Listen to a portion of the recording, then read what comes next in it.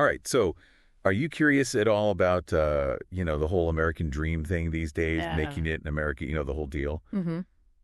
Well, we took a deep dive into some firsthand accounts, and let me tell you, Okay. it gets pretty interesting when you compare Yeah. two very different parts of the country. Yeah, what's fascinating is we looked at Seattle, Washington, Okay. which has a notoriously high cost of living, Right.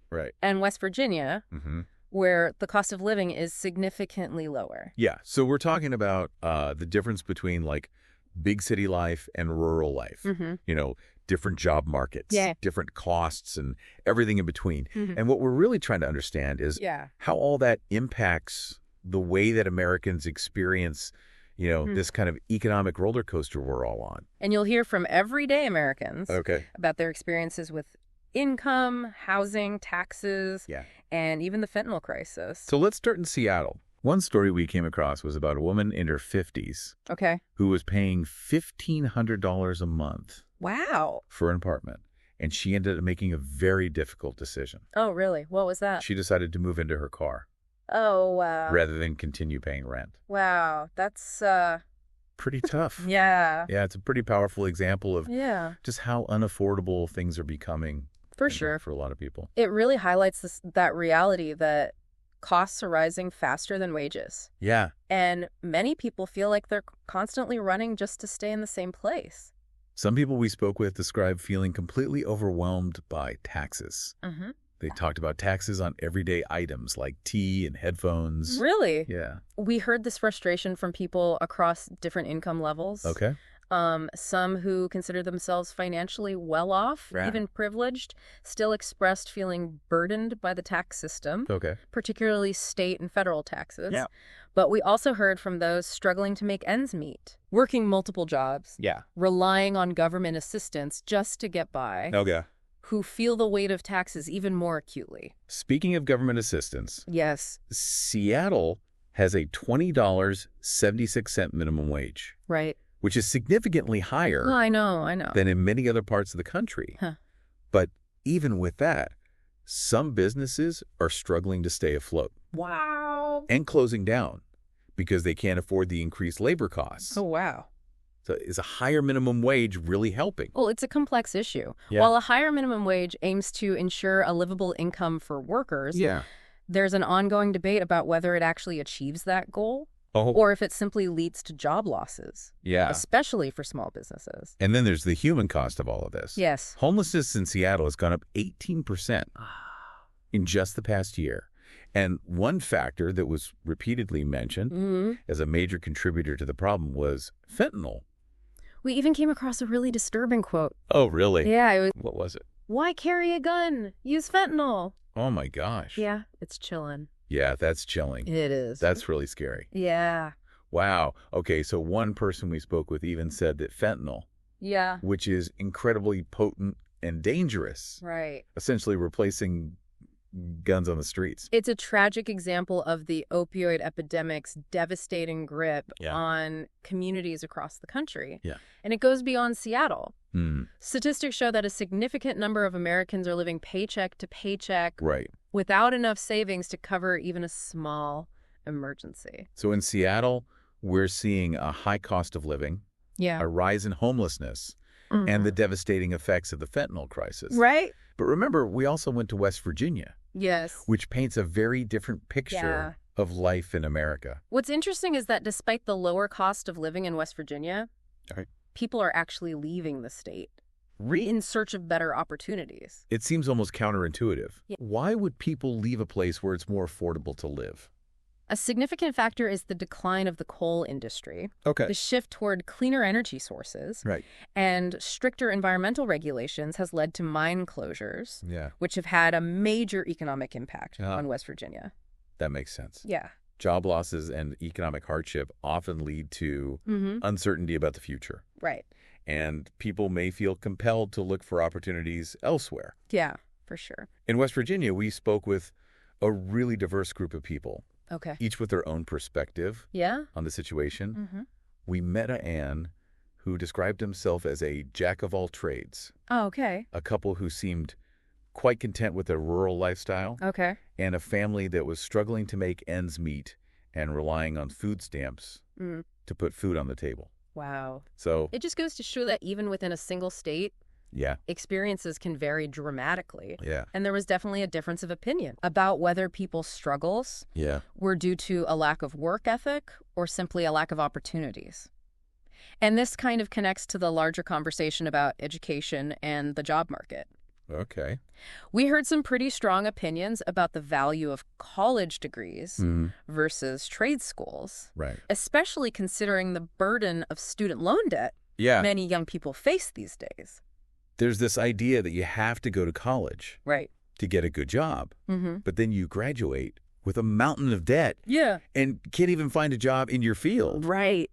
Meanwhile, there's a huge demand for skilled trades. Totally. And you can often get the training you need without taking on those massive loans. Exactly. It's a tough decision. It is. Yeah, it is. For a lot of young people. For a lot of young people. It really raises questions about whether our current education system is adequately preparing people for the realities of the job market. There's a growing skills gap, with employers struggling to find qualified workers who have the specific technical skills they need.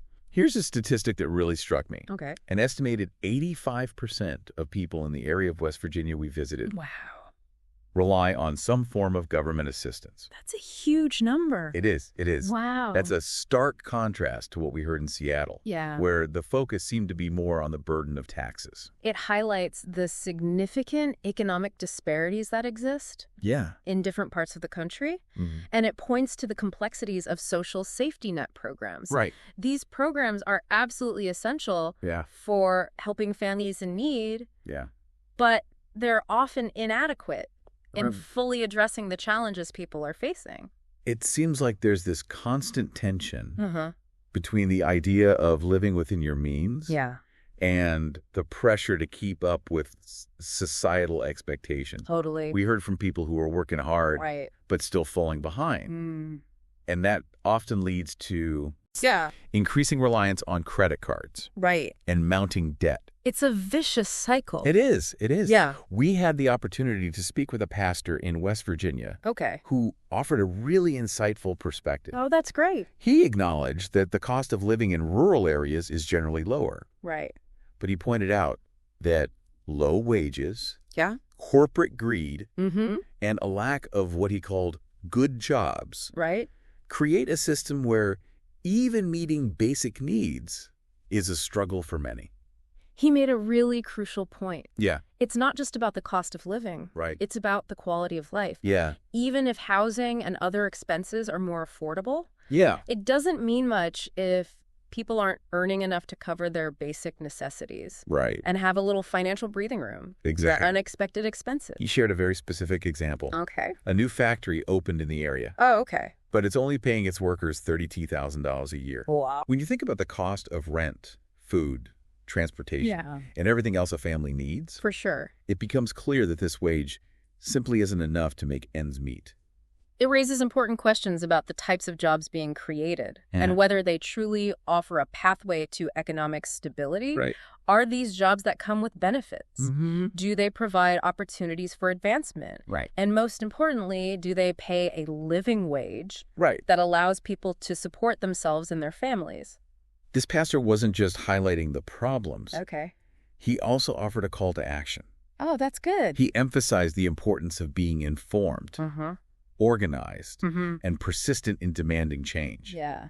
He even suggested that some drastic action may be necessary to address these deep-rooted issues. I think that's a really vital message. Yeah. These problems aren't going to solve themselves. No. It's going to take collective effort, both at the individual level and within communities, to advocate for better policies, hold corporations accountable, and work toward creating a more equitable economic system.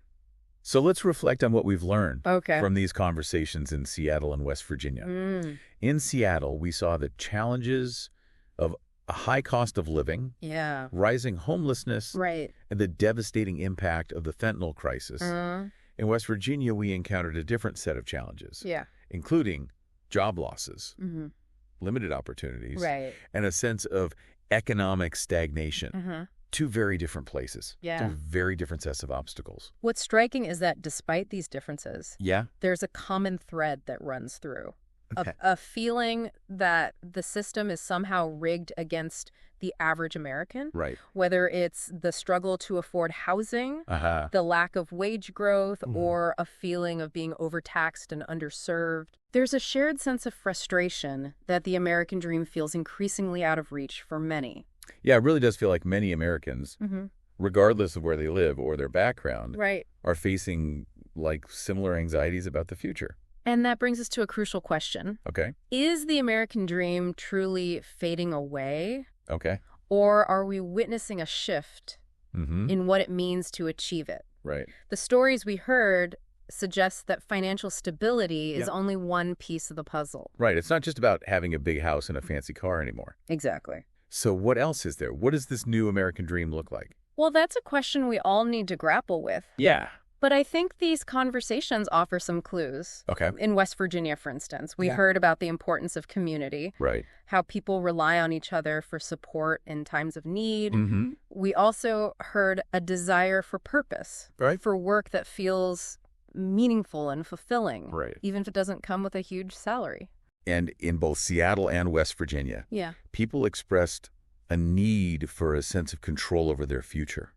Like the ability to make choices. Right. And shape their own destiny rather than feeling trapped by circumstances. It seems like the American dream is evolving beyond material wealth. Okay. It's becoming more about finding a sense of belonging, purpose, and agency in a world that often feels unpredictable and chaotic. I think that's a really powerful insight. Yeah. And it's something that's available to everyone. Exactly. Regardless of their income or where they live. It requires a shift in focus from what we have to who we are and what we contribute to the world around us. So as we wrap up this deep dive into the realities of the American dream, what stood out to you the most from these conversations? Did any of these experiences resonate with your own life?